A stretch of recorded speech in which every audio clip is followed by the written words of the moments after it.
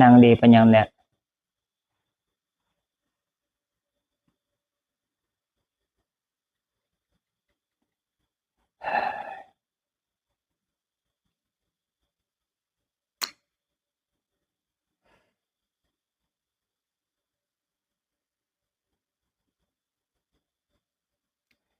ได้2 มื้อบ่แม่นเด้ได้5 มื้อแล้วเนาะแม่นิว5 วันล่ะ5 วันล่ะแต่ก็มื้อนี้คืนที่6อ๋อคืนที่6คืนที่6เฮ็ดตลอดบ่ล่ะกะว่า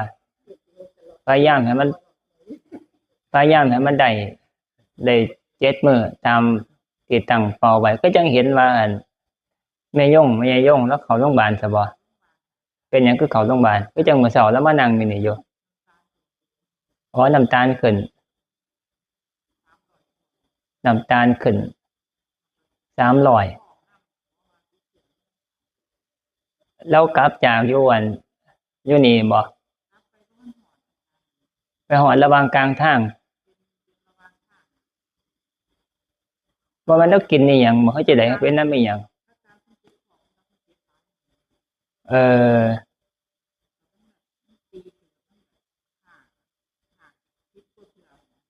บ่ได้กินอิหยังผิดตัวมื้อเช้านี่กินข้าวน้อยหนึ่งแต่ว่ามันเป็นสะสมมาหลายมื้อแล้วเนาะอ๋อพอดีมาเป็นมื้อเช้านี่ช่วงกลางวันหลังจากกลับเมื่อบ่ฮอดเฮือนจ้อยเอาไปฮอดโรงบาลเลยส่งต่อไปโรงบาลบ่ว่าแต่แม่นอั่นป่วยอยู่นำรถแบบส่งเข้าโรงบาลเลย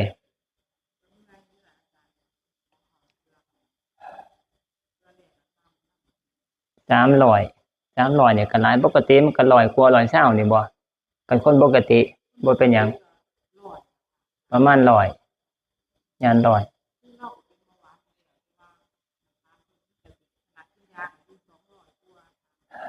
เป็นเบาหวาน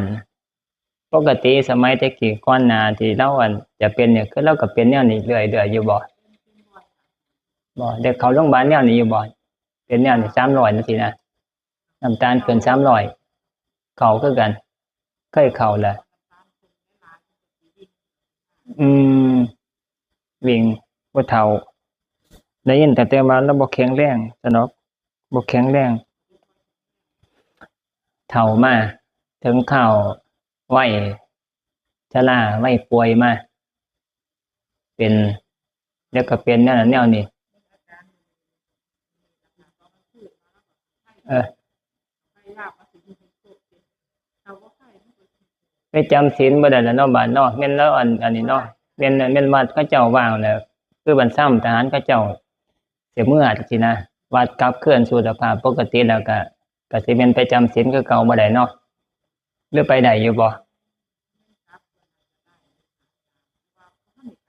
เออก็แล้วแต่อันไอ้สุขภาพสุขภาพอยู่ไกลดีแต่ว่าวัดมันอยู่บ่ไกลขี่จอดมาคราวเดียวพ่อยายงพามาต่างมาปฏิบัติธรรมจำศีลแม่นบ่สามารถที่จะนอนมื้อหนึ่งคืนหนึ่งอุโบสถได้จังซี้นะก็มาทำวัดแล้วก็เมื่อจังซี้นะก็ยังไข้ห่างประมาณอาตมาเคยวัดอยู่หน้าวัดนั่นไปฮอดอันแถวอันทางเข้าบ้านหนองเท่าอันหม้องแถวอันเฮือนพ่อใหญ่พรนั่นประมาณ600เมตรมั้ง600เมตรจิ้มอยู่ในอัน GPS เบิ่งย่างจัก600เมตรจอดมาจากเฮือนออกมาจากซอยไปหาวัดเนี่ยประมาณกิโลหนึ่งเข้าวัดนี่ประมาณกิโลหนึ่งบ่ไกลนะกับแม่แอ๋มนั่นไปไกลกว่ากันกาเบิ่งพอบ่ถึงกิโลดอกกันน่ะแม่นบ่ถึงดอกย่างประมาณสักกันจากอาตมาจิ้มมาจากกันปากทางเข้ามาวัดนี่ประมาณ400กว่านะตอนช่วงเฮ็ดสายไฟน่ะนะฮะอ๋อลงไปรุมก็ขี่เอาไปสอดเฮือนนี่ติล่ะเฮือนน่ะซักนี่สอดแล้วไปนี่ยิงเข้าไปนี่อยู่อันโค้งไปหาบ้านปะล้นก็งอกลงไปอีกนะก็คงจะประมาณกิโลอยู่บ่จักเนาะ กิโลอยู่ดอกกษัตริย์แต่ขนาดเขามานี่ประมาณ400 กว่าพอมาตอนมันขึงสายไฟซื้อมาหมวนหนึงมันก็1,000 เมตรตอนซื้อมาตอนขึงสายไฟแรงต่ำเข้ามานะทบเข้ามามันก็ได้2 ทบจังซี่นะ2 ทบเหลืออยู่น้อยเดียวเป็นว่ามันก็เกือบ500แต่ว่าบ่ถึง400 กว่าเมตร470 460นี่นะ460โดยประมาณคร่าวๆ460นะบ้านบ่ไกลหมายถึงว่าบ้านบ่ไกลกันพอเฮ็ดได้ก็พากันไปทำวัดสวดมนต์นะทำวัดสวดมนต์แล้วก็จังค่อยกลับบ้านเมื่อเฮือนนอนเฮือนจังซี่นะกันเป็นไปได้ก็ฟังเทศน์ซะก่อนนะก็จะค่อยเมื่อนะว่าได้อยู่เป็นหมู่กันปฏิบัติธรรมให้มันครบนั่งสมาธิทำวัดสวดมนต์แล้วก็ฟังธรรมจังซี่นะเป็นการฝึกอดทนเจ้าของไปนำนะการเว้าน้ำใจมันก็บ่อยากเฮ็ดแล้วมันก็ขี้คร้านมันฝืนนะเพราะว่าธรรมพระพุทธเจ้าเนี่ยเป็นธรรมที่ฝืนนิสัยของเก่าของเฮาแต่ละคนน่ะเคยเฮ็ดมาคันเว้าหมายถึงว่าเฮ็ดไปตามกิเลสตัณหาการใช้ชีวิตอยู่เดี๋ยวมันก็ไหลลงทางต่ำเฮาก็เฮ็ดมาตามอารมณ์เฮานะเกิดเป็นคนเป็นสัตว์เนี่ยก็เฮ็ดไปตามสัญชาตญาณแล้วก็ตามนิสัยนะตามอารมณ์นะมันก็ลงทางต่ำนะแต่ว่าบาดเฮามาปฏิบัติธรรมนะเป็นการฝืนของเก่านะฝืนกิเลสตัณหานะมันก็เลยคือจังเฮ็ดยากคือจังทุกข์ซะเหลือเกินนะทุกข์แห้งทุกข์แห้งเห็นบอกกันว่าคือจังพระนี่นะบวชอยู่คือจังบ่ได้ไปแบกไม้ไงค้อนอีหยังหลายจังซี่นะก็คือจังบ่พากันอยากมาบวชเด้อล่ะเอิ้นไผมาก็คือจังบวชออกพรรษาแล้วก็มีแต่อยากสึกไปไวๆนะก็คือจังบ่ได้เฮ็ด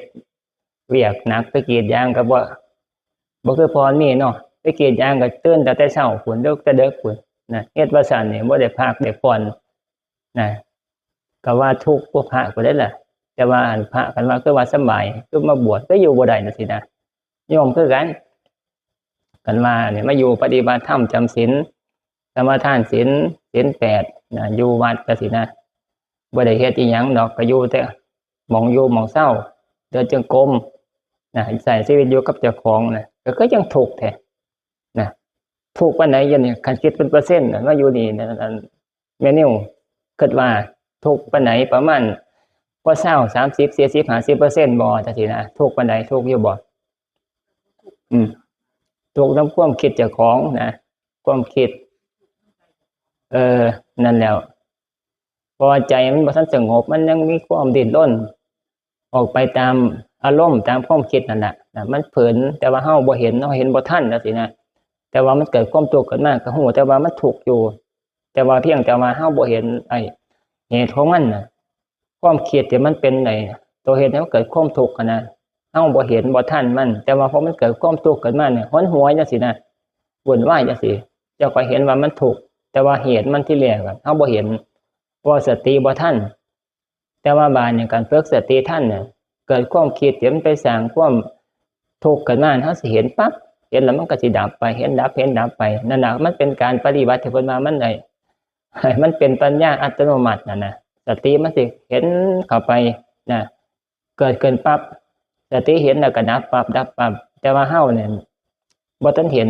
นะเห็นแต่ว่าตอนมันทุกข์บานทุกข์ก็บ่ฮู้จักว่ามันทุกข์ย้อนอีหยังจังซี่นะมันหวยดิ้นรนฮ้อนห้นต่างๆนั่นเฮาเห็นแต่พอตอนนี้นะตอนปลายมันเห็นปลายเหตุช่วงกลางแล้วก็ช่วงต้นเหตุเนี่ยบ่เห็นนะเห็นช่วงปลายมันนะแต่ว่าเห็นซ้ำนี่ก็ยังดีอยู่ดีอยู่ว่าได้เห็นว่าเจ้าของทุกข์แต่ว่าบาดนี้คันคนบ่ปฏิบัติธรรมแล้วบาดนี้ก็ทุกข์บาดนี้ทุกข์หลายไปมานี่หาปองออกปองเข้าบ่ได้ก็ไปผูกคอตายให้โดดน้ำเห็นบ่ที่เขาเจ้าบ่เห็นบ่ฮู้จักวิธีการพิจารณาธรรมนะความคิดเจ้าของมันก็เป็นธรรมะอันหนึ่งนะเป็นอารมณ์ที่มันเกิดขึ้นมาในขณะนั้นเอาไปจับเอาความคิดหรือว่าอารมณ์อันใดเอามาอมทุกข์นะจนคิดบ่ออกสอกบ่เข้าไปมากกับเบิดหนทางนะบีบคั้นก็จังถูกอพอลโลจังซี่นะก็เกิดมาอยากหาวิธีในการจะหนีจากความทุกข์จังซี่บาด ก็เลยไปคิดสั่นนะเห็นบอกเขาเจ้าไปโดดน้ำตายไปผูกข้อตายนั่นเพราะว่าปัญญาบ่มีบ่ได้ศึกษาธรรมะบ่ได้ฟังธรรมะพระพุทธเจ้าแม่นฟังอยู่แต่ว่าก็บ่ฮู้ซ่าบ่ให้ความสำคัญนั่นนะไปเชื่ออารมณ์เจ้าของนะในขณะนั้นแต่ว่าคันตามจริงบัดว่าหมายถึงว่าพวกเดี๋ยวเขาเจ้าไปผูกข้อตายไปฆ่าตัวตายนะไปโดดน้ำก็ดีสารพัดอย่างวิธีการฆ่าตัวตายมีหลายแบบหลายวิธีถ้าเกิดว่าเขาเจ้าหนึ่งอย่าฝ่าไปเชื่อในขณะนั้นนะจนเกินไปชะลอซะก่อนยืดอายุให้มันค่อยๆให้มันผ่านเวลาให้เวลาเนี่ยมันชำระสาสางอารมณ์มันค่อยบางออกเบาออกบานความคิดสิเปลี่ยนเองมันสิจางค่ายออกจากจุดอัพนั่นนะให้เวลาเนี่ยมันผ่านพ้นไปนะเฮาสิค่อยค่ายออกเอาไปมามันสิเห็นวิธีการนะผ่อนหนักเป็นเบาจากที่แรกมาจะฆ่าตัวตายแต่ว่าไปมาบาดเนี่ยก็ปัญญามันก็คอยเกิดนะมันถึงเวลาเนี่ยมันคอยชำระสาสางความทุกข์มันไปเองมันโดยอัตโนมัตินะชำระสาสางไปแม้นสิบ่สามารถจะแก้ปัญหาได้แบบสิ้นเชิงในปัจจุบันนั้นแต่ว่ามันก็บ่เกิดถึงขนาดที่ว่าจะไปอัตตวินิบาตคือการฆ่าตัวตายในขณะนั้นนะคือบ่จนมุมถึงขนาดนั้นคนเฮานั่นมานะแม้นสิทุกข์ปานใดก็สร้างนะก็บ่ถึงกับจนมุมจนถึงขนาดที่จะว่าจะฆ่าตัวตายนี้ปัญหาบานมาเกิดถึงในหลักของพุทธศาสนาบาน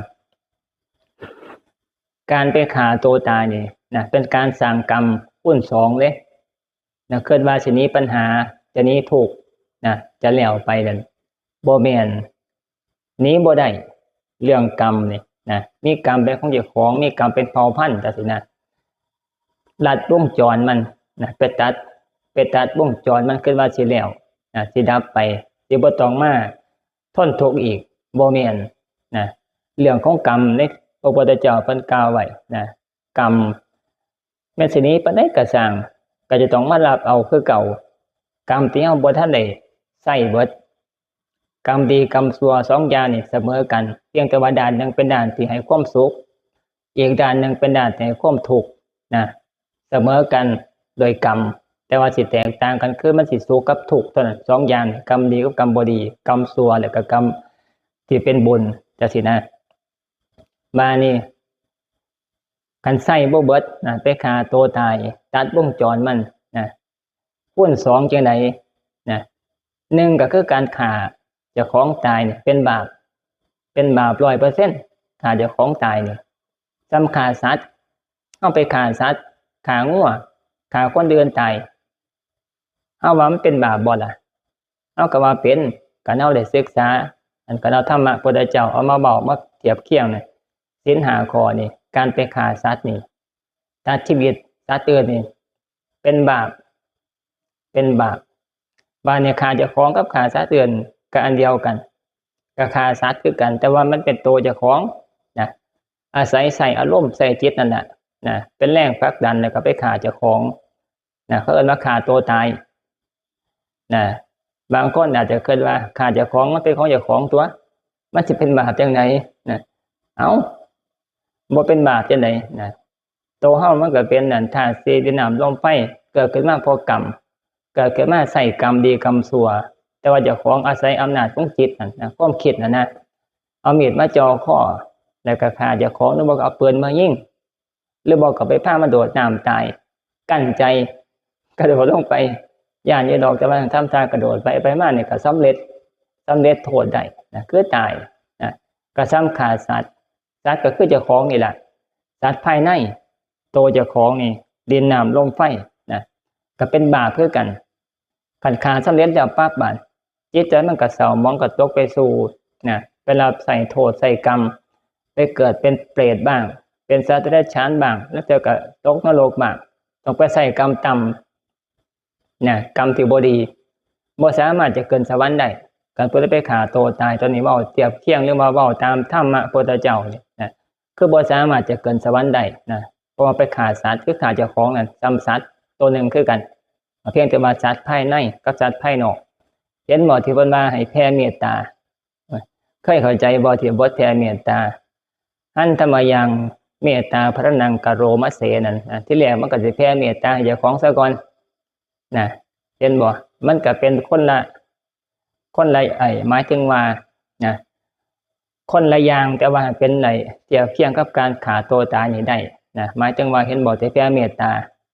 นะการคิดว่าฆ่าเจ้าของบ่เป็นบาปบ่เป็นกรรมเป็นหยังคือเขาคือให้แผ่เมตตาให้แก่เจ้าของซะนะอหังสุกิโตโหมินะขอให้ข้าพเจ้านะจงเป็นผู้ถึงสุขนินทุกโขโหมิจงเป็นผู้ไร้ทุกข์อเวโรโหมิจงเป็นผู้ไม่มีเวรอภยาปโจโหมิจงเป็นผู้ไม่เบียดเบียนซึ่งกันและกันอานิโกโหมิจงเป็นผู้ไม่มีทุกข์สุขีอัตนังปริหะรามิจงรักษาตนอยู่เป็นสุขเถิดนั่นเห็นหมดนะนี่ก็แผ่เมตตาให้เจ้าของอาศัยกำลังจิตนะอาศัยกำลังจิตของเฮานั่นแผ่ให้เจ้าของอยู่เย็นเป็นสุขนะมีอานิสงส์นะก็เฮ็ดให้สามารถเจ้าของเนี่ยอยู่เย็นเป็นสุขได้นะตอนนี้แผ่ให้เจ้าของซะก่อนนะแล้วเดือร่างกายมันเจ็บปวด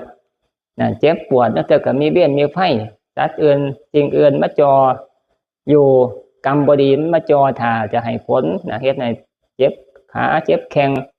รอค่อยที่จะเป็นโรคเป็นภัยต่างๆเท่ากับแผ่เมตตาให้เจ้าของอาศัยจิตใจเด็กฝึกหัดมาก่อนจิตใจที่บุญซะอาศัยจิตใจที่ได้สร้างบุญมาก่อนมีบุญนะหรือบอกกับรักษาศีลและกับภาวนามีทานมีศีลมีภาวนานะคือว่ามีอานุภาพนะในขณะนั้นจิตมีอานุภาพจากทานบ้างจากศีลบ้างจากภาวนาบ้างก็อาศัยอานุภาพในขณะที่จิตมีอานุภาพแผ่ให้เจ้าของจะมีอานิสงส์มีผลขึ้นมานะมีผลขึ้นมาสามารถจะนะผ่อนคลายนะใส่เข้ามาผ่อนคลายซะเบาบางจากเว้นจากทุกข์จากความเบียดเบียนจากกรรมที่บ่ดีที่มันติดตามมาอาจจะเป็นโรคภัยไข้เจ็บบางครั้งเนี่ยก็สิเจ็บแห้งกลายเป็นเจ็บคอจังซี่นะ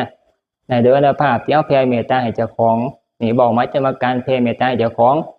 นะต่อไปบัดจะค่อยแผ่ให้ผู้อื่นคิดถึงตนก่อนจะค่อยคิดเห็นผู้อื่นนะสัตว์อื่นจะค่อยแผ่เมตตาให้แก่สรรพสัตว์ทั้งหลายสัพเพสัตตาตุกิตาโหนตุเห็นบ่ขอให้สัตว์ทั้งหลายจงเป็นผู้ถึงสุขนะก็ต่อไปกับเวลาอภัยอานิฆานะในส่วนนี้ให้บ่มีเวรสัตว์ทั้งหลายเป็นผู้ที่บ่มีเวรสัตว์ทั้งหลายเป็นผู้ที่บ่เบียดเบียนซึ่งกันและกันแล้วก็ขอให้สัตว์ทั้งหลายจงเป็นผู้บ่มีทุกข์สุดท้ายก็รักษาตนอยู่เป็นสุขเถิดจังซี่นะนี่ก็แผ่เมตตาให้ตนแล้วก็แผ่เมตตาให้สัตว์ทั้งอื่นสัตว์ทั้งอื่นคือภายนอกนะในส่วนนี้นะก็แผ่เมตตาออกไปนะมีอานิสงส์นะหมายถึงว่าเหตุผลที่แผ่เมตตานะบางคนก็คิดว่าให้ว่าแผ่เจ้าของให้หยังจังซี่นะจิตกับกายนี่นะเป็นคนละอย่างกัน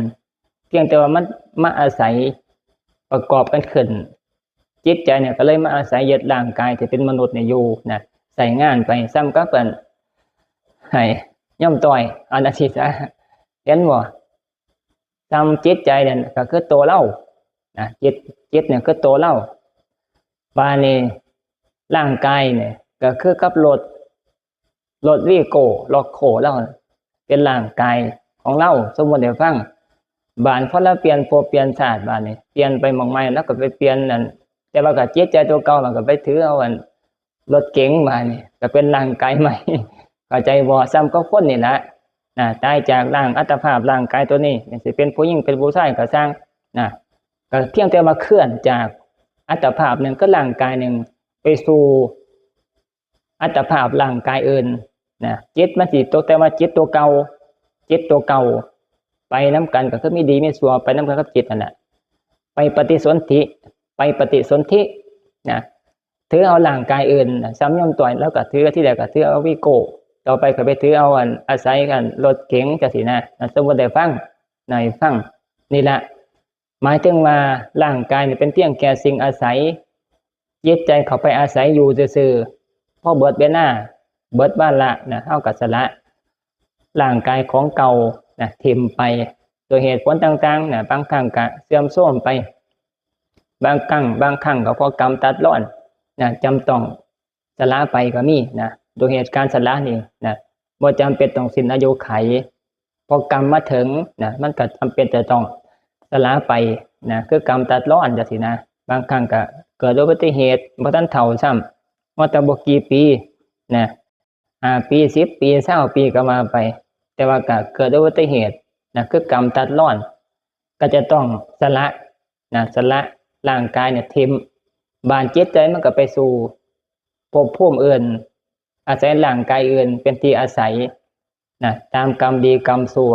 นะบางครั้งก็บ่ได้มาเกิดเป็นคนในทันทีตายจากคนก็ไปเป็นเปรตซะก่อน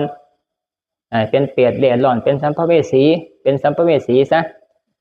เป็นสัมภเวสีเร่ร่อนซะก่อนนะเพราะว่าอายุไขความเป็นมนุษย์นั้นมันบ่ทันเบิดนะแต่ว่าด้วยความถูกกรรมตัดรอนนะจำต้องร่างกายจำต้องพัดพากไปแต่ว่าจิตใจนี่ใส่กรรมบ่ทันเบิดนะอายุไขของความเป็นสัตว์นั่นน่ะยังใส่บ่ทันเบิดก็จะต้องเล่ร่อนท่องเที่ยวไปตามบ่มีหม้องอยู่ซะก่อนเอิ้นว่าสัมภเวสีหาลองอยู่นำเหมือนทางโคกน้ำวัดแน่อยู่น้ำไห้น้ำหน้าน้ำสวนนักเจอกับม้าเห็นม้ามันก็เห่าว่าฉันเห็น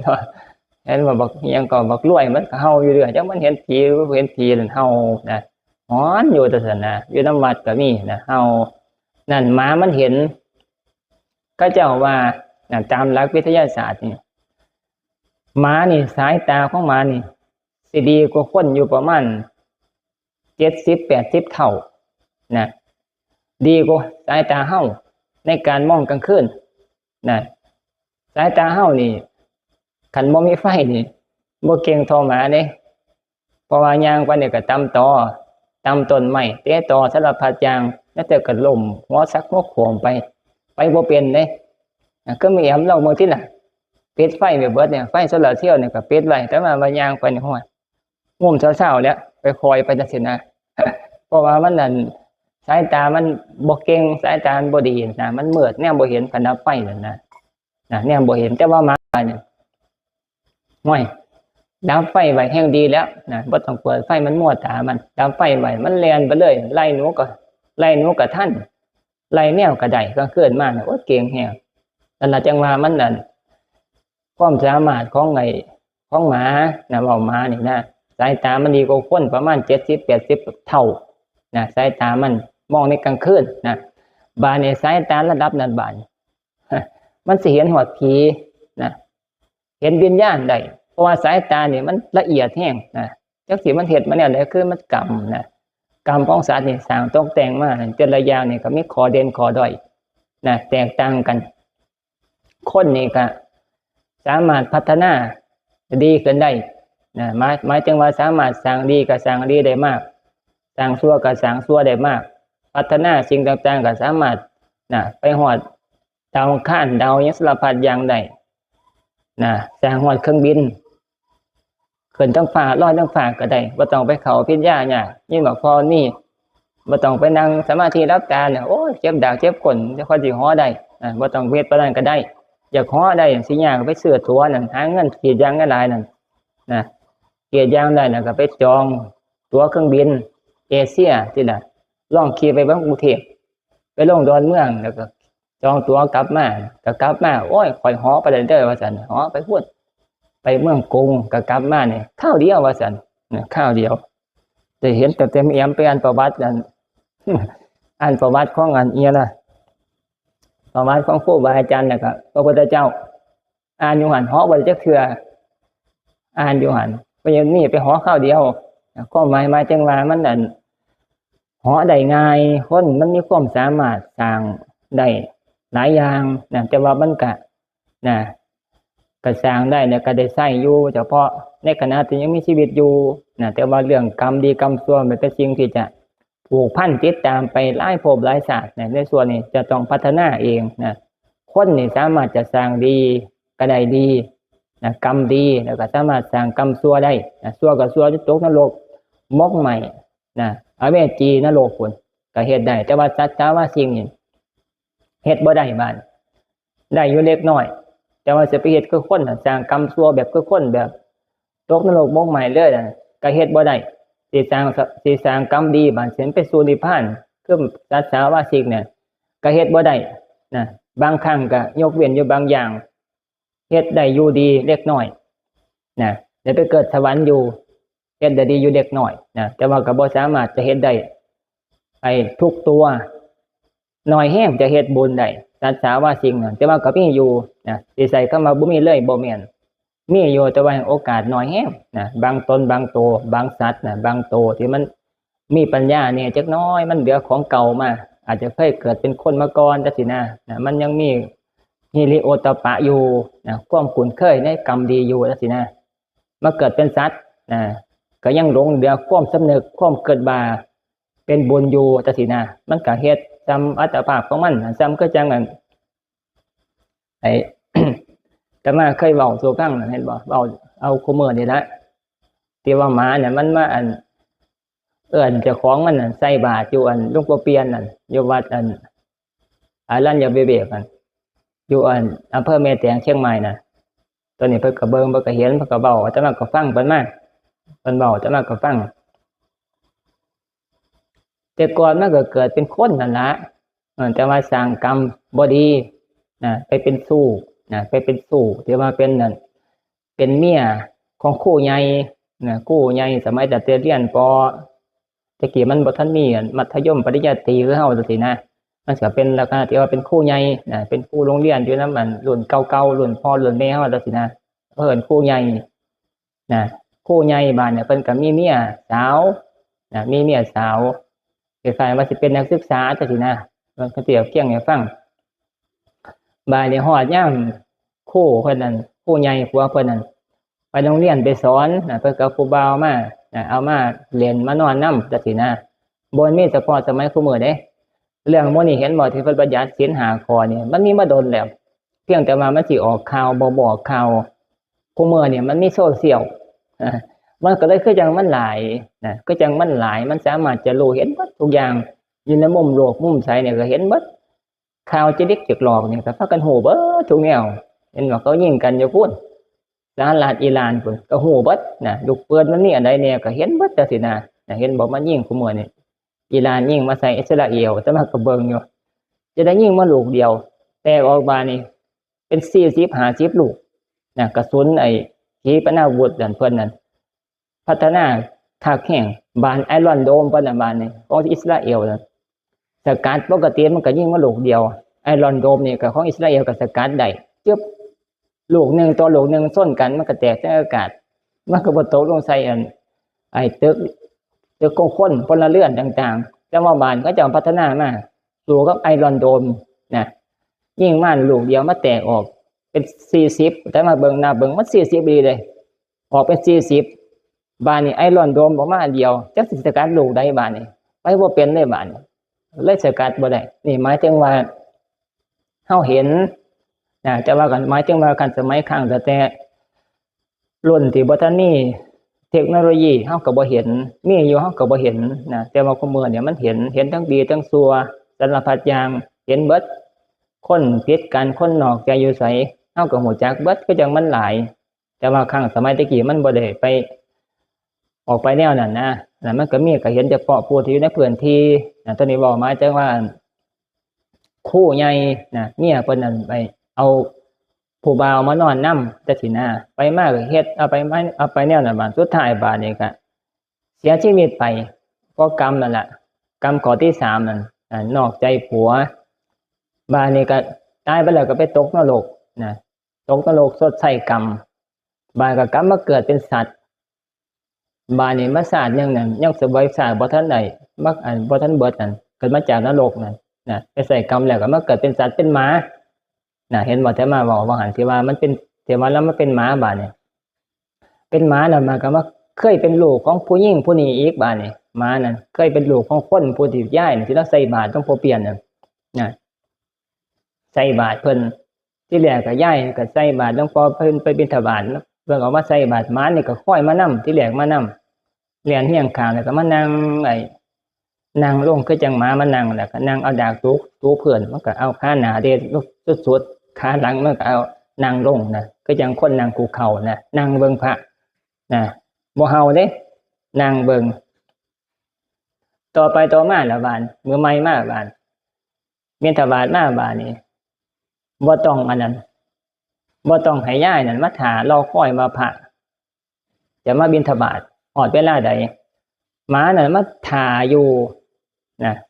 มาถาเบิ่งพระซะก่อนมาค่อยทางซ่อมทางนะมาซ่อมทางนั่งเฝ้าทางเพิ่นพระมาบิณฑบาตพอพระมาใกล้สิฮอดมันก็เฝ้าเลียนเข้าไปในเรือนไปห้องเฮาเอิ้นดึงเอาอันไอ้ย้ายนั่นออกมาใส่บาตรนะหมายถึงว่าหมานั่นมันมาถาทำหน้าที่มาค่อยเบิ่งพระมาแล้วก็ไปเอิ้นย้ายนะมาใส่บาตรนี่ซ้ำเนี่ยมันก็ได้บุญนะแต่ว่าสิเฮ็ดแนวนี้บาดเนี่ยมันบ่ได้มีพันตัวสิมีบ่ตัวหนึงไม่ยามเห็นบ่ว่าแต่มาบ่ได้ถามโยมต่อยไม่มีอยู่บ่แนวนี้อยู่ไสโอ้มันก็สิฮู้จักแท้มันก็เกิดเป็นคนมาก่อนตินี่เฮ็ดจนเป็นนั่นจนเป็นนิสัย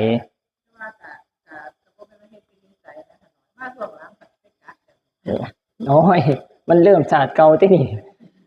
ติมาใส่3-4เทื่อตอนนั้นที่มือเพิ่นเป็นผักใช่มั้ยเป็นกะทิอ๋อมันเนี่ยเบิ่งเพิ่นนี่เมาตินี่เสือเมามันบ่ทันเบิดติดเบิดน่ะบ่แต่มันคักแฮงน่ะว่าหมายถึงว่าไอ้สัตว์สาว่าสิ่งน่ะมันสิเฮ็ดบุญอยู่มันก็เฮ็ดได้น้อยแฮงแล้วก็มาเทียบจำนวนถึงว่าพันโตหมื่นโตเนี่ยสิมีบ่ตัวนึงสิเฮ็ดได้นะน้อยแฮงอีหลีนะแต่ว่าการเฮ็ดได้มันก็ได้บุญดูนะเล็กๆน้อยๆได้บ่หลายบ่แฮงก็ซ้ำได้ไปเอิ้นคนน่ะมาเฮามาแล้วก็มาใส่บาตรซื่อๆซ้ำมันนะอานิสงส์มันก็ได้อยู่แต่มันก็บ่พอสิหลายซ้ำเฮาเป็นคนเฮามันสามารถจะเฮ็ดได้เต็มที่นะเฮ็ดให้มันได้ไปเกิดสวรรค์ชั้นที่6ก็ได้เบิดนะเฮ็ดได้ตามกำลังที่เฮาสามารถมีกำลังจะเฮ็ดนะในส่วนนี้เว้าเรื่องมาเฮ็ดบุญได้เนี่ยมันก็มีมาโดนแต่ครั้งพระพุทธเจ้าก็มีนะโคสกะเศรษฐีนั่นแต่ว่าถ้าบ่เว้าดอกมันยาวนะโคสกะเนี่ยก็เป็นหมาคือกันนะก็ไปเฮาสัตว์สาว่าสิ่งน่ะเวลาพระปัจเจกน่ะพระมาเนี่ยนะมันก็ไปเฮามันพาพระปัจเจกเด้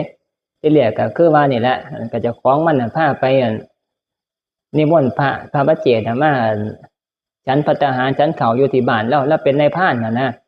เป็นคนอยู่น้ำไห้น้ำหน้าเป็นการมาเป็นนายพรานก็เลี้ยงหมาตัวนึงหมาตัวนั้นก็เป็นคนมาก่อนเป็นเศรษฐีมาก่อนนะแต่ว่าพอความคิดที่เศร้าหมองก่อนจะตายแกให้ไปเกิดเป็นหมาเกิดเป็นหมาแต่ว่ามันก็ของเก่ามันยังมีอยู่นะคือความจำของเก่าเนี่ยมันยังบ่ทันเลิกเบิดนะมันยังหูจักพระอยู่นะยังมีความเกิดมาอยากได้บุญอยากได้ไปเกิดบ่อยากเป็นหมาจังซี่นะแต่ว่ามันจำกัดที่ว่ามันมาเกิดแล้วมันก็แก้ไขบ่ได้จังซี่นะแต่ว่าเห็นพระแล้วมันก็คืออยากทำบุญจังซี่นะมันก็เฮ็ดได้ซ้ำนั่นล่ะนะแต่ว่าความคิดมันก็บ่ได้คือเป็นคนแต่ว่ามันหลงเหลืออยู่ว่ามันก็อยากได้บุญอยากไปเกิดนะเป็นคนบ่อยากเกิดเป็นหมาจังซี่นะก็อยู่กับเจ้าของพาไปนิมนต์พระปัจเจกมาฉันข้าวนะเพิ่นไปจำพรรษาอยู่น้ำป่าครอบครัวหรือว่าโยมผู้ชายนั่นนะแล้วก็เลี้ยงหมาตัวนึงนะแล้วก็อยู่น้ำป่าน้ำไห้น้ำหน้านะพระก็อาศัยบิณฑบาตน้ำนั่นละน้ำมันเถาในผ้านั่นก็ได้ฉันข้าวยามมื้อเช้านะที่เรียกก็อาศัยว่าเพิ่นนั่นเป็นผู้ไปนิมนต์พระมาฉันข้าวอยู่บ้านต่อไปต่อมาแล้วบ้านถึงข้าวเวลานี่มันบ่ต้องไปเองบ้านหมานี่สิไปหาบเลยไปหาพระมาฉันข้าวอยู่บ้านเลยนะพามาเลยเด้บ้านสมัยครั้งแต่เก่าแต่ก่อนเนี่ยมันก็สิมีสัตว์สาว่าสิ่งน่ะมันก็สิเป็นอันตรายต่อคนต่อพระนี่มันยังมีหลายอยู่นะกันคนไปต้องพกอาวุธไปนำเพราะว่าย่านเสือมันกินย่านสารพัดอย่างนั่นแหละแต่สาว่าสิ่งมันเป็นป่านะบ่คือสมัยคุมื้อเนี่ยมันก็หาสัตว์ที่เป็นอันตรายนี่ก็ที่มันเป็นคือเสือคือช้างนี่ก็หายากในบ้านพื้นที่ของเฮานะนอกจากอยู่น้ำป่าภูเขาใหญ่ๆนะพวกกันภูเขาใหญ่หรือว่าพวกทุ่งหญ้านเรศวรจังซี่นะตัวนั้นก็แม่นอยู่ก็บอกมาว่าเทียบเคียงถึงสมัยแต่เก่านะมันมีเป็นหลากหลายพวกสัตว์สารพัดสิ่งจังซี่นะหมาตัวนั้นมันก็เห่า พาพระมาไปนิมนต์พระพร้อมเด้นิมนต์พระเองไปฮอดก็ไปเฮาเตียนเคลียร์น่ะพระน่ะก็ฮู้จักว่ามันน่ะมันนิมนต์ว่าเจ้าของมันนั่นให้มาเนี่ยมานิมนต์พระเนี่ยไปฉันเขานะมันพระน่ะก็ฮู้จักก็ไปนำหมาก็พาออกหน้าแล่นออกหน้าเลยเด้แล้วก็เฮาซ้ายเฮาขวา เฮาซ้ายเฮาขวาเฮาคู่น่ะนะเอิ้นเฮาคู่เฮาอันให้ฮู้ว่าตอนนี้มีคนมาน่ะอาศัยหมาเนี่ยเฮาซ้ายเฮาขวานี่เฮาไปสุดทางน่ะไอ้พวกสัตว์ร้ายต่างๆนั่นมันฮู้จักว่าตอนนี้คนมานะให้มันก็ลี้นะเลียนออกจากทางไปลบไปลี้นะพวกสัตว์ป่าต่างๆมันก็ย้านคนอยู่แล้วนะย้านคนนะนี่มันเฮ็ดจังซี่ก็สามารถไปเกิด สวรรค์ชั้นดาวดึงส์พุ่นใดตายจากชาติเป็นหมานั่นนะสุดท้ายมันหัวใจแตกมันพระปัจเจกออกพรรษาแล้วน่ะเพิ่นก็บ่อยู่มันก็หนีเพิ่นก็เหาะไปธรรมชาติหม่องใหม่หมานั่นได้ความที่อะไรอาวรณ์นี่นะกับพระน่ะเคยไปนิมนต์พระมาฉันเขาไปเฮาสารพัดอย่างมันก็ติดนะไปมานี่ใจแตกสลายเขาเจ้าเพิ่นว่าเว้าตามตำรานะว่าใจแตกสลายนะใจแตกสลายนั่นกินข้าวบ่ได้ว่าจะคือตายก็รอตายละบาดตายเดี๋ยวก็มาไล่ในบุญในพระปัจเจกไปเกิดสวรรค์ชั้นดาวดึงส์พุ่นไปซื้อว่าโคสกะเทพบุตรพุ่นเด้เพราะธรรมดาเด้ตัวนี้เว้าข่าวสู่ฟังนะแต่ว่าก็สิเว้าเรื่องนี้มันยาวแฮงนะมันต้องเว้าให้มันได้ครบสูตรจังค่อยสิจะบ่เสียเนื้อเรื่องแต่ว่าเว้าเกินมาหมายถึงว่าบ่ให้มันเก่าเว้าเกี่ยวกับเรื่องหมาที่มันอันไปเอื้อนย้ายอันมาใส่บาตรหลวงพ่อเปลี่ยนนะตอนนี้เลยมาถึงอันโคสกะมา สุดท้ายก็มาเกิดในยุคพุทธเจ้าเป็นโคสกะเศรษฐีไหนเว้ามาจึงว่าหมาตัวนี้ตัวนี้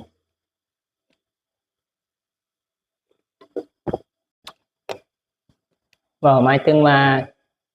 คนบ้านคนเฮาเนี่ยมันมีโอกาสในการสร้างบุญสร้างกุศลได้เฮาก็เฮ็ดให้มันดีกว่าสัตว์ดีกว่าสัตว์พยายามในการสร้างบุญสร้างกุศลให้มันเรื่อยๆมากๆก็จะไปเกิดมายินดีในการอยากเฮ็ดไปเรื่อยๆมันก็บ่ยินดีแล้วบางครั้งอารมณ์ดีก็อยากเฮ็ดอารมณ์บ่ดีอารมณ์เศร้าหมองทุกข์สารพัดอย่างมันก็บ่อยากเฮ็ดบ่อยากเฮ็ดบุญบ่อยากสร้างดีแต่ว่าก็ต้องอาศัยการฝืนฝืนเจ้าของฝืนอาศัยเอาธรรมะพุทธเจ้าเอาไปคอยคัดเกลาอยู่เรื่อยๆสมถะมาเว้าบ่เศร้าเกี่ยวกับเรื่องมรณานุสติกรรมฐานมันต้องอาศัยการยกขึ้นมาคิดได้ใจมันคอยเปลี่ยนเพิ่นว่าหยิบยกกรรมฐานขึ้นมาคัดเกลาเจ้าของซ้ำก็เฮายกกรรมฐานพุทโธหรือบอกอานาปานสติขึ้นมากำกับเจ้าของนั่นการทำโมยกขึ้นมานี่มันบ่ขึ้นมาเองเด้มันต้องตั้งขึ้นมาการตั้งนี่บ่มอนเด้มอนอยู่บ่แม่ยงแม่นิ้วมอนอยู่บ่เอาตั้งร่วมตั้งบ่โตขึ้นมานี่หมายถึงว่ามันสิมอนคือจังเขาขี่รถแล้วข่อยบ่มอนแล้วมันสิคือจังโน่นบ่ได้บ่ได้ง่ายเด้นี่หมายถึงว่าการทำดีการตั้งอะไรขึ้นมานี่มันสิมันฝืนแต่ว่าฝืนดีนี่มันเป็นสิ่งที่จะเดินไปหน้าแต่ว่าการเฮ็ดตามใจตามอำนาจของกิเลสตัณหามันก็สิคือจังมันมอนแต่ว่าต่อไปแล้วมันสิมีความทุกข์เป็นเบื้องหน้ามีความเศร้าโศกเป็นที่ไปมีน้ำตาน้องหน้าเป็นที่จะต้องไปรับผลกรรมหมายถึงว่าการเฮ็ดตามกิเลสตัณหาในส่วนนั้นนี่แหละการเย็บยกขึ้นมานี่บรณานุสตินี่ยกขึ้นมานี่เป็นยอดที่ว่าเป็นยอดก็ได้เป็นธรรมที่เป็นประโยชน์หลายในการยกขึ้นมาว่าเฮามีความตายเป็นธรรมดาเฮามีความตายเป็นธรรมดามีความแก่มีความเจ็บเป็นธรรมดายกขึ้นมาพิจารณาอยู่เนืองๆเฮาสิบ่ประมาทในการมีชีวิตอยู่แม่นเฮ็ดอิหยังก็สร้างมันก็ยังคิดถึงมาเฮาจะต้องตายเป็นธรรมดาในเมื่อจะต้องตายเป็นธรรมดาจะเฮ็ดเด่นล้นจนเกินไปเกินตัวหลายนี่ก็ถูกไปเปล่าใช้เวลาให้กับการเด่นล้นจนเกินไปเอาไปมากก็บ่ได้สร้างแนวอื่นจังซี่เอาความตายขึ้นมาเกิดมาพิจารณามันสิปรงว่างเฮ็ดให้มันเหมาะสมกับเจ้าของบางครั้งก็ไปเศร้าล่มเศร้าแล้งจนเกินไปโดยที่บ่ได้คิดถึ ถึงเจ้าของไปเกิดเอาผู้อื่นมาใส่เจ้าของจังซี่นะผู้อื่นเขาเฮ็ดได้นะเขาเจ้านะเฮ็ดได้นะเขาเจ้ารวยเขาเจ้ามีเฮาก็ต้องเฮ็ดได้คือเขานะแต่ว่าเฮาลืมเจ้าของมาเบิ่งต้นทุนชีวิตน่ะมันบ่คือกันเขาเจ้ามันเกิดขึ้นมาเป็นลูกป้านะลูกป้าลูกเศรษฐีเขาเจ้าก็เฮ็ดได้จำเรียนหนังสือนะไปเรียนหนังสือจบปริญญาตรีสมมุติให้ฟังคนไปเรียนหนังสือจบปริญญาตรีนะลูกชาวนากับลูกเศรษฐีนะลูกกษัตริย์บ้างลูกเศรษฐีบ้างกับเฮาลูกชาวนาเด่นล้นโตเป็นเกี่ยวไปเรียนปริญญาตรีปีหนึ่งปีสองปีสามปีสี่จบคือกันแต่ว่าบทสรุปบ่คือกันบทสรุปหมายถึงว่าการไปทำหน้าที่การงานและก็ผลจากการไปประกอบการงานต่างๆนะบ่คือกันได้บ่านี่หาเงินได้บ่เท่ากันได้บ่านี่จบคือกันอยู่จบปริญญาตรีคือกันอยู่นะแต่ว่าต้นทุนชีวิตเนี่ยมันบ่คือกันกันคนลูกให้ลูกคนเฮ็ดหน้าคือเฮาน่ะไปเรียนจบปริญญาตรีนะจบมาแล้วก็บ่ว่าสิจะเอาไปได้เงินหมื่นเงินแสนเงินล้านคือเขาเจ้าเด้ก็ต้องไปสมัครงานได้เงินเดือนเทื่อละ10,000 20,000นะกันเก่งนี่ก็ไปสอบเป็นครูเป็นพยาบาลก็ว่าไปนะแต่ว่าจบปริญญาตรีคือกันอยู่กับลูกเศรษฐีนะก็ได้ซ้ำนั่นนะได้ประมาณเงินเดือนละประมาณ 20,000 บาทในลูกของเศรษฐีบ้านเขาเรียนจบปริญญาตรีต้นทุนชีวิตเขาเจ้ามันสูงเขาเจ้าได้ปริญญาตรีเขาเจ้ากับไปเป็นเจ้าของธุรกิจบ้านนะเจ้าของโรงงานสืบทอดจากผู้ที่เป็นพ่อเป็นแม่หรือว่ากับมีพ่อมีแม่ลงทุนให้จบปริญญาตรีแล้วก็ไปใช้ชีวิตทำงานคือกับคนธรรมดาเฮานี่นะกับคนลูกไปปหน้าแต่ว่าพ่อแม่เขาเจ้าให้ทุนไปลงทุนให้เงินทุนไปลงทุน1,000 ล้านนะก็จะเอาไปสร้างโรงงานหรือว่าไปสร้างธุรกิจบางสิ่งบางอย่างเขาก็ได้เงินขึ้นมาจากการไปทำงานเกิดมาเนี่ยเป็น1,000 ล้านเป็น10,000 ล้านก็ว่าไปบาทเนี่ยก็เฮาน่ะพวกคนธรรมดาเฮาจบปริญญาตรีคือกันไปหาทำงานเดือนละประมาณ 20,000 จังซี่นะนั่นจบปริญญาตรีคือกันแต่ว่าต้นทุนชีวิตมันบ่เท่ากันผลมันก็เลยบ่เท่ากันจะมาเฮาลืมมองถึงเจ้าของ ที่ไปเกิดว่าเฮาคนคือกันเขาคือกันอันสิได้คือกันบ่แม่นนะบ่แม่นต้องมองเบิ่งความเป็นจริงของเจ้าของไปนำในการใช้ชีวิตนะแต่มาหมายถึงว่านะควรจะเอาธรรมะมาพิจารณาใส่เจ้าของนำนะหมายถึงว่าเอาความตายเป็นอารมณ์เอามาคิดพิจารณามรณานุสตินะคิดถึงความเป็นจริงของเจ้าของนะจะต้องมีความแก่ความตายเป็นธรรมดาบานทำการต่างๆมาสิปรับใส่กับเจ้าของสิเห็นของซะที่แรกบ่เห็นเจ้าของนะไปเห็นผู้ทั้งนอกเนี่ยเป็นอารมณ์นะคือว่าเสียคือเขาบานเนี่ยมาเกิดตั้งความตายเป็นลมบานมันสิย้อนมาเบิ่งเจ้าของนะสิเห็นภาพเจ้าของแล้วมันสิปรับใส่พอดีกับเจ้าของนะเสียดหยังก็สร้างนะมันเสียดซ้ำเจ้าของมันก็สิบ่หนักจนเกินไปกันแบกหนักจนเกินไปเกินกำลังเจ้าของนี่บานขาหักเด้ บ่ขาก็เอวหักยินว่าพอมีกำลังอยู่ซ้ำนี่ไปแบกได้อยู่อันซ้ำมันกระสอบยานจักกระสอบยานจัก50 โลสอบปูนนี่ก็แบกได้อยู่กำลังเฮาบานนี่มาเกิดว่าห้อยเฮาแบกได้ว่าซุแนวว่าซั่นไปแบกที่แล้วแบกบักกันถังน้ำมัน200 โลไปเติมใส่ถังมาบ่เอารถปิกอัพไปใส่เอาคนเดียวพอสิไป แบกก็ดอกว่าซั่นนี่แบกทั้งกิโลไป200 ลิตรไปเติมน้ำมันปตท.ก็แบกกลับมาน่ะลองแบกมาเบิ่งล้มทับเจ้าของเนี่ยของขาเจ้าของล้มทับนั่นตายซ้ำแล้วเจอกับเอวหักก็มีนั่นหมายถึงว่าต้องคำนวณกำลังเจ้าของให้พอดีต้องรู้จักนะเปรียบเสมือนกับว่าการเข้ามาพิจารณาธรรมะนี่นะมันสิย้อนกลับมาหาเจ้าของที่สามารถเบิ่งได้เจ้าของมากำลังซ้ำใดก็เฮ็ดไปซ้ำที่เฮาสามารถจะเฮ็ดได้นะอย่าไปแบกจนเกินไปนะบานแล้วก็แบ่งเวลาแบ่งสัดแบ่งส่วนในการมีชีวิตอยู่ที่มีอยู่ที่เหลืออยู่นี่แหละให้มันถือคุ้มค่าที่สุด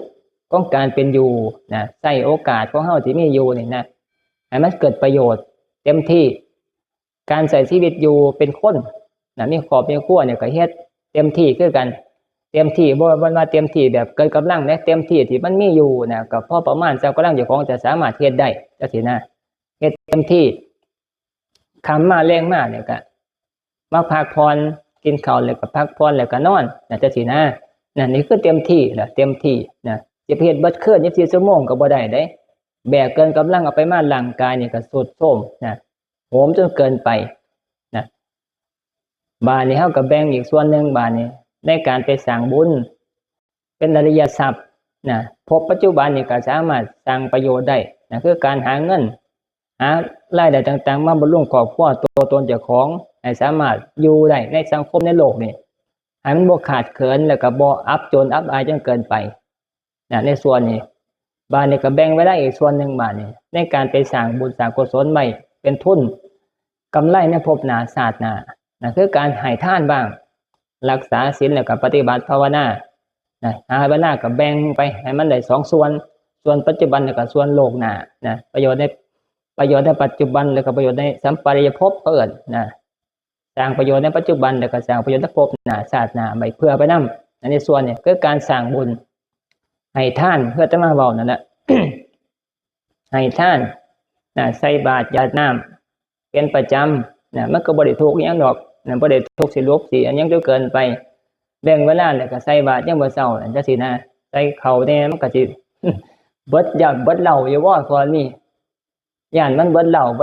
อัน ใส่บาตรผู้มื้อยามมื้อเช้าย่านเหล้าเฮามันสิเบิดมันสิบกจังซี่นะ มันสิบกปานนั้นอยู่บ่จังซี่นะแล้วก็แบ่งเอาข้าวมาใส่บาตรนำนะ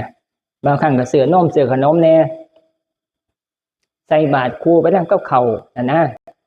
ซื้อนมจักกระป๋องจักกันนี่กับขนมเนี่ยมันสิทุกข์ปานนั้นบ่ฮะ มันสิทุกข์จนเฮาล่มจมปานนั้นบ่จังซี่นะเฮาก็แบ่งให้มันถูกจังซี่นะคิดคำนวณเบิ่งนะคำนวณเบิ่ง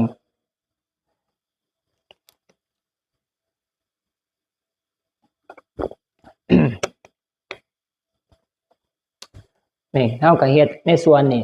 ให้ทานก็เฮ็ดเรื่อยๆใส่บาตรไปนำแน่มาจังหันแล้วบ่ก็มีบุญมีงานก็เฮ็ดไปนำนะสังคมก็เฮ็ดคือกันประโยชน์สังคมประโยชน์หมู่บ้านเขาเจ้าพาไปจิตอาสามันก็เฮ็ดนำเขาเจ้านะได้บุญคือกันนะบุญคือกันเฮ็ดด้วยความจิตอาสาเด้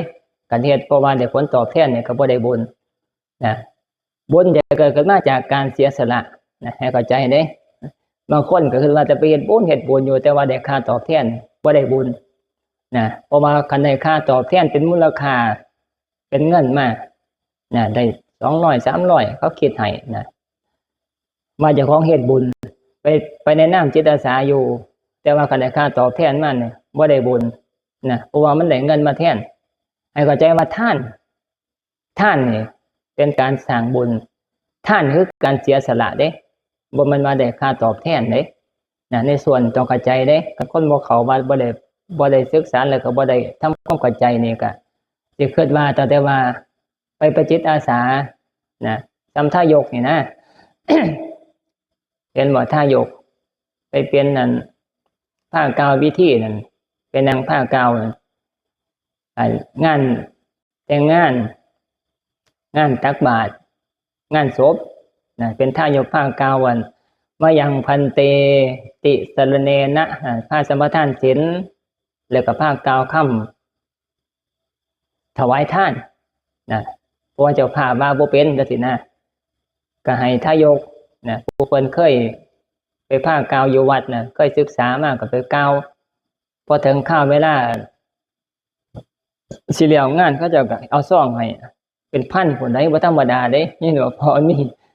แต่มาเห็นบ่เบิดนั่นนะให้เป็นพันบ่ได้ธรรมดาเด้ถ้ายกกันพระได้200 300เพิ่นแต่ว่าถ้ายกให้เป็นพันบ่ได้เจ้าภาพปานนั้นนั่นไปคิดว่าเจ้าของไปเป็นจิตอาสาแล้วก็ไปเฮ็ดบุญบ่แม่นแนวบ่ได้บุญน่ะตัวนั้นก็ได้เงินเป็นค่าตอบแทนแล้วก็แล้วกันไปน่ะตัวนี้บ่ได้ผิดกฎหมายแต่ว่าหมายถึงว่ามันบ่ได้บุญน่ะมันได้เงินเป็นค่าตอบแทนแล้วแต่ว่าผู้นั้นยังคิดว่าเจ้าของได้บุญอยู่นะบ่แม่นนะคันได้ค่าตอบแทนปานนั้นคือแล้วกันไปนะเป็นเงินนะบ่ได้ค่าตอบแทนพอถึงค่าเวลาไปสิไปเอิ้นหาเอาบุญนะปล่อยไปเฮ็ดบุญเป็นไรเวลาเขาเจ้าไปถามเนาะนะเวลายมบาลสมมุติให้ฟังยมบาลไปเอิ้นเจ้าเคยเฮ็ดบุญอยู่บ่ไปสร้างบุญอยู่ไสเพิ่นก็ไปคิดว่าสมัยตะกี้ คอยกับผ้าไอ้บ้านนั่นจะมาท่านศีลผ้ากาวคำถวายท่านอยู่บ้านน่ะเกินบ้านใหม่แล้วก็ผ้าไปกาวอยู่บ้านนั่นเวลามีงานศพคอยกับผ้าไปเฮ็ดพิธีผ้าเฮ็ดอันอิหยังต่างๆผ้าไปนิมนต์พระสารพัดอย่างกล่าวมานะก็คือว่าเจ้าของเดี๋ยวบุญแต่มาโยมมาตรวจเขาเจ้าก็บอกว่า มันบ่ได้บุญเพราะว่าเจ้าได้ค่าตอบแทนเป็นเงินเขาเจ้าจะภาพเขาก็ให้เงินใส่ซองให้เจ้าก็ได้เงินแล้วเป็นค่าตอบแทนเขาเจ้าก็ถามจังซี่นะถามเพิ่นนั่นวิญญาณน่ะแม่นอยู่บ่แม่นอยู่จังซี่นะนั่นมันก็บ่ได้บุญนะบ่ได้บุญนะจำเฮาไปกูมื้อก็เป็นแนวนี้นะบ่ว่าเป็นไรเดี๋ยวมันสิอันนี้นะให้เข้าใจว่าท่านเสียสละนะบ่ได้ค่าตอบแทนเป็นมูลค่ามากนะบ่ได้เป็นมูลค่าตอบมากมูลค่ามากนะตอบแทนมากก็ได้ค่าตอบแทนมากก็เป็นค่าจ้างไปนะเป็นเรื่องของนะเหตุผลเบื้องต้นพื้นฐานนะก็น่าทำความเข้าใจสิ่งรู้จักนะตัวนี้นี่คือท่าน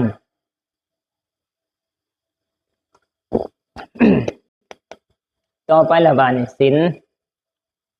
นะเมื่อท่านก็เฮ็ด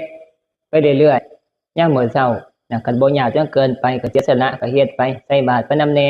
เสียสละแก่สังคมก็สร้างประโยชน์ไปนำนะบาดนี้ก็ต่อไปก็รักษาศีลมีโอกาสนะคันบ่อันนี้ก็แต่ว่าพื้นฐานคือต้องรักษาศีล5ข้อนะพยายามรักษาศีล5ข้อให้มันได้ในการใช้ชีวิตอยู่อาชีพใดก็ตามสร้างบ่ฆ่าสัตว์บ่ลักทรัพย์บ่ประพฤติผิดในกรรมแล้วก็บ่เว้าตัวแล้วก็พยายามบ่กินเหล้าเมายายาบ้าสารพัดอย่างก็แม่นคือกันอย่าไปกินสารเสพติดอย่าไปกินเหล้านะศีล5ข้อนี่ก็รักษาได้นะก็สามารถรักษาอัตภาพเพื่อคือความเป็นคนเป็นมนุษย์นี่ได้นะเป็นมนุษย์นี่ได้อันนี้ผิดศีล5ข้อนี่ก็ตกต่ำคุณสมบัติความเป็นคนนี่ก็ขาดเขินไปขาดเขินไปนะซ้ำกับเขาเจ้าอันไหนที่เป็นคู่เนาะเป็นคู่เขาเจ้าก็ต้องมีคุณสมบัติเด้ว่าสิจับผู้ใดผู้หนึ่งไปเป็นคู่เลยเด้นะเขาจะต้องมีคุณสมบัติหนึ่งก็คือต้องเรียนนะเรียนตั้งแต่ปุ่นละป .6 ให้มันจบมาไล่ประดับเป็นตามลำดับมัธยมปลายก็ต้องจบแล้วก็ไปสอบเป็นเลยเข้าสายคู่ก็ต้องเรียนจบ4 ปีพุ่นเด้นะจะค่อยมาสอบบาดนี่สอบบรรจุนะจะค่อยสิได้เป็นคู่บ่ว่าคิดว่าอยากเป็นไปสมัครเลยนะพอนี้ไปสมัครบ่ติล่ะไปสมัครเบิ่งเขาบ่ให้เป็นในคุณสมบัติบ่มีนะต้องมีคุณสมบัติไล่มาเรื่อยๆเรื่อยๆนี่คือกันความเป็นคนเป็นมนุษย์นี่นะเพิ่นเทียบเอาอันศีล5ข้อเป็นบรรทัดฐานในการตัดสินว่าผู้ใดควรจะเป็นคนนะตัวนี้เป็นธรรมธรรมก็หมายถึงว่าสภาวะที่มันเป็นก่อเกิดขึ้นมาเป็นความจริงขึ้นมาเกิดมาเป็นธรรมนะสภาวะที่เป็นกลางๆเนี่ยที่เฮ็ดให้คนเป็นนั่นเป็นนี่นะก็เพราะกรรมนะก็คือธรรมนั่นแหละนะอาศัยว่าศีล5ข้อที่เป็นเครื่องบรรจุให้วิญญาณตัวนั้นวิญญาณดวงนั้นให้มาเกิดเป็นคนได้ คันวิญญาณตัวนั้นศีล5ข้อบ่ครบสมบูรณ์นะคุณสมบัติบวกเพิ่มบวกท่านบ้างศีลบ้างภาวนาบ้างเอามาใส่แล้วว่ามันบ่พอเป็นคนนะมันก็ต้องไปเกิดเป็นสัตว์ซะก่อนจนกว่าจะไต่เต้าขึ้นมาสร้างฐานะขึ้นมานี่นะสร้างธรรมก็ความเป็นมนุษย์ให้มันเกิดมาคอยเกิดมามันสมกับความเป็นคนจังค่อยจะมาเกิดเป็นคนได้นี่คือศีล5ข้อเนี่ยคุณสมบัติเบื้องต้นในการตัดสินความเป็นคนนะแต่ว่าเฮาก็ควรที่จะพยายามรักษาศีล5ข้อให้มันได้นะอยู่เนืองๆอาชีพใดก็สร้างเป็นเกษตรกรเป็นข้าราชการ เป็นนักธุรกิจนะเป็นสารพัดอย่างที่เป็นนั่นนะการรักษาศีล5ข้ออยู่เป็นพื้นฐานในการเป็นอยู่นะเฮาก็สามารถจะหวังได้ว่าเฮามีมนุษย์สมบัตินี่เป็นจุดยืนอยู่จังซี่นะสามารถจะก่อความเป็นมนุษย์ได้อีกอยู่ต่อไปในภพหน้าชาติหน้านะต่อไปบาดในเมื่อรักษาศีล5ข้อนี้ได้ก็พยายามรักษาศีลอุโบสถศีล8ข้อตามโอกาสตามวาระที่จะมีโอกาสในการจะเฮ็ดได้นะอย่างมากเนาะ อย่างมากนี่ก็เฮ็ดให้ได้ประจำวันพระ นะวันพระทุกวันพระมาเฮ็ดน่ะปีหนึงก็มีอยู่อันไอ้ตอนนั้น48มื้อปีหนึงน่ะ48มื้อนะก็สามารถเฮ็ดได้ปีหนึงก็เต็มเปี้ยได้อยู่ว่ามีปีใดขาดบ่ปรากฏว่า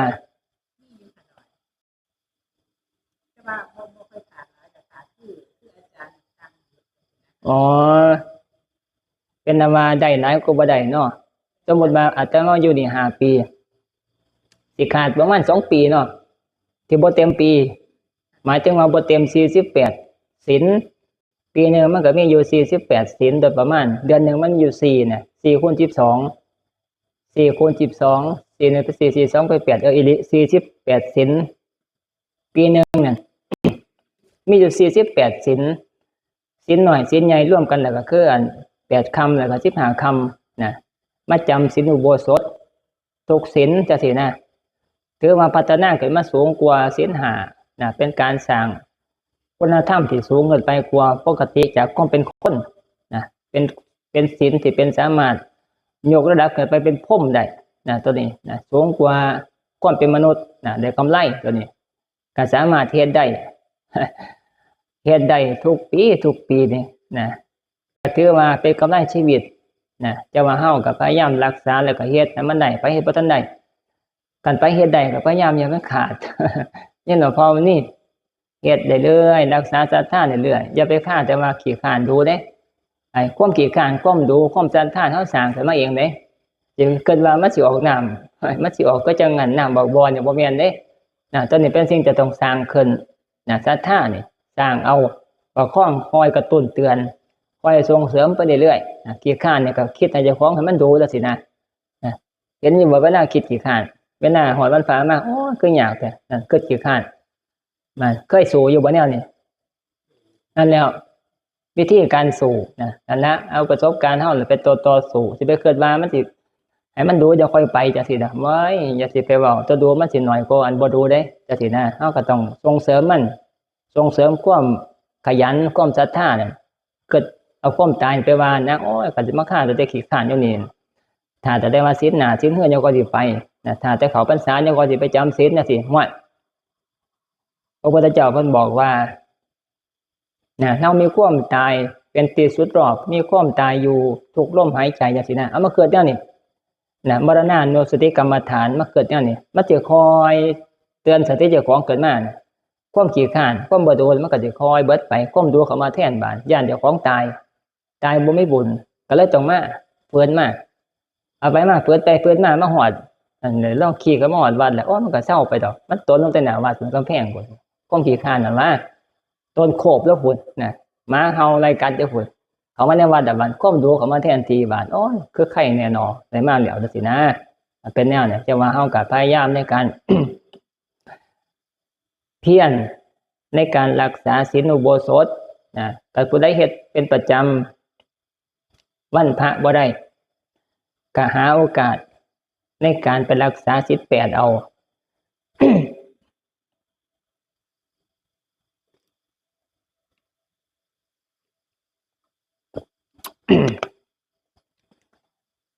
รักษาศีลอุโบสถประจำทุกศีลบ่ได้ก็หาเวลาแต่ละปีถ้ามันได้ไปหัดรักษาศีล8นะก็จังแม่ย่งกับแม่นิ้วกับลูกสาวเนี่ยมาสินะหาโอกาสเฮ็ดนะหาโอกาสแต่ละปีนะมันมีจังซี่นะรักษาประจำทุกศีลบ่ได้ก็รักษาเวลาเฮาพร้อมเสียสละเวลาที่มันง่ายนะเป็นช่องว่างให้เจ้าของจังซี่นะ ก็มาถือศีล8รักษาปฏิบัติอยู่ลองเบิ่งฝึกหัดออกฝึกหัดปล่อยนะจากความภาระต่างๆนะการถือศีล8เนี่ยเป็นการฝึกหัดออกเด้ออกจากเฮือนออกจากความเคยอยู่ในสังคมในครอบครัวมาลองฝึกเบิ่งอารมณ์ในขณะที่เฮาอยู่ออกจากบ้านจากเฮือนมาอยู่โดยที่บ่ได้ผูกพันกับสิ่งที่เคยเป็นอยู่จังซี่นะมันจะเห็นความทุกข์เกิดขึ้นที่น่ะเป็นสภาวะที่จะได้ปฏิบัติอย่าเกิดมาออกมาน่ะสิง่ายเด้น่ะสิมามวนอยู่นั่นบ่แม่นตัวมวนน่ะคือเขาเจ้าฝึกหัดจนมันสามารถประคองอยู่ในปัจจุบันได้ นะมันก็เลยมีความสบายพออยู่ไปเรื่อยๆนะบ่ได้ทุกข์บ่ได้สุขกับในส่วนนั้นแต่ว่าเฮาผู้ที่ออกมาโดนออกมาจังซี่นะมันสิมีความทุกข์ความทุกข์ความอึดอัดความต่างๆความสารพัดอย่างในส่วนนี้เขามาก่อกวนนั่นล่ะเป็นวิธีการปฏิบัติแต่เปิดในเมื่อเกิดความทุกข์ขึ้นมาแล้วบัดเฮาสิเห็นอารมณ์เจ้าของเป็นห่วงอันใดแฮงมีความทุกข์กับสิ่งใดนั่นล่ะเป็นสิ่งที่จะต้องแก้ไข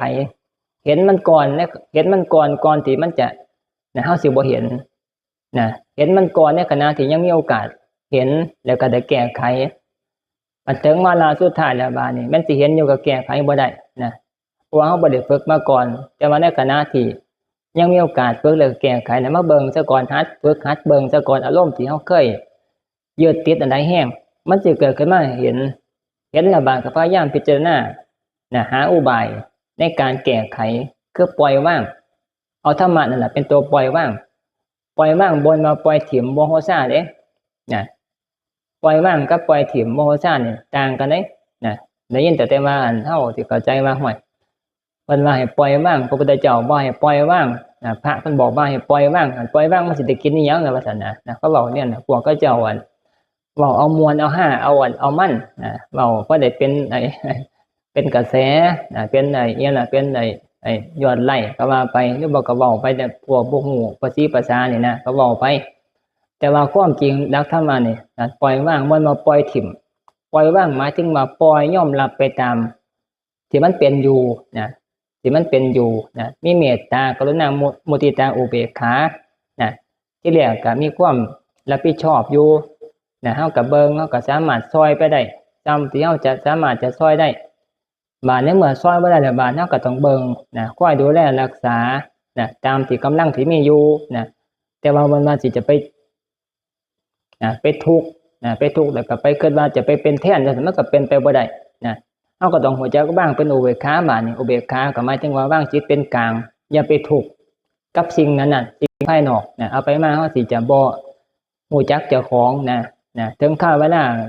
จะต้องปล่อยจะต้องว่างก็ต้องปล่อยจังซี่ปล่อยไปหัดปล่อยอารมณ์มันเป็นอุเบกขาเป็นหม่องสุดยอดสุดท้ายมันสิไปโหไปอันจนเกินไป จำกับหลวงพ่อว่าถามพระที่มักเว้าตัวลังเทื่อคนป่วยหรือเปล่ากับคนตายผู้ที่เพิ่นเป็นลูกเป็นหลานหรือบ่ผู้ที่เพิ่นเป็นญาติพี่น้องนั่นเพิ่นฟ้าวเพิ่นสิไปเบิ่งไปแย่งไปเบิ่งมันไปหยังสารพัดอย่างฟ้าวทั้งที่มันก็ดิ้นรนแล้วก็มาบ่ได้หมายถึงมันมีเหตุขวางอยู่ก็บ่สามารถจะมาได้ทันทีจังซี่เอาก็ลองปล่อยให้มันถึงคราวเวลาที่มันง่ายพร้อมแต่ก่อนจะค่อยไปจังซี่แต่ว่าผู้นั้นบาดนี้ผู้นั้นฮ้อนห้นนอนก็บ่หลับกินข้าวก็บ่ได้สิฟ้าวไปยินนี่สิฟ้าวไปยินนี่ดิ้นรนหาสารพัดอย่างนั่นหมายถึงว่าบ่ฮู้จักบ่ฮู้จักว่าความเป็นจริงเฮาไปเฮาก็จะไปเป็นแทนเขาได้บ่สิไปเป็นแทนผู้นั้นได้บ่ก็บ่สามารถจะไปเป็นได้ไปฮอดก็สิไปเบิ่งแนมเบิ่งก็เจ้าเป็นหยังจังสิบ่เท่านี้สิไปซอยไปรองรับแทนเขาผู้นั้นก็บ่สามารถจะเป็นไปได้นี่หมายถึงว่าไปก็ไปแนมเบิ่งซื่อๆแนมเบิ่งซื่อๆก็บ่ได้ซอยหยังได้นี่หมายถึงว่าเฮาต้องเอาธรรมะไปคิดถึงว่าถึงคราวเวลาจะต้องปล่อยว่างปล่อยว่างบ่มาปล่อยถิ่มเด้ปล่อยว่างหมายถึงว่าปล่อยจิตใจเจ้าของนี่ให้มันอย่าสิไปทุกข์เดือดร้อนจนเกินไปเฮาก็บ่สามารถจะซอยหยังผู้อื่นได้เจ้าของก็ยังซอยเจ้าของบ่ได้จังซี่สุดท้ายแล้วก็คือถึงคราวเวลามันอันนี้ก็จะค่อยไปจังซี่จะค่อยไปอย่างตัวนี้บอกหมายถึงว่าอันนี้บอกหมายถึงว่าคนบอกหมายถึงเรื่องของคน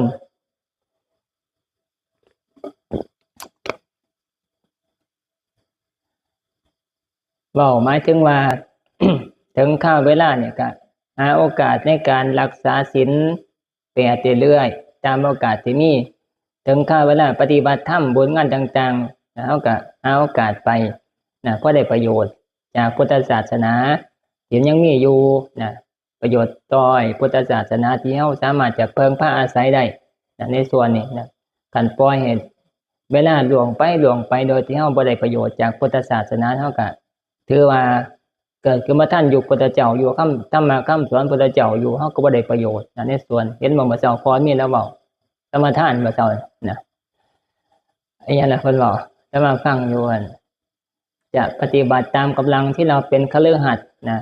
ด้วยว่าชีวิตของเราได้ดำรงมาจนถึงบรรลุโบสถเช่นนี้อย่าให้ล่วงไปโดยปราศจากประโยชน์เลยนะเห็นบ่จำได้อยู่บ่เมื่อเช้านี่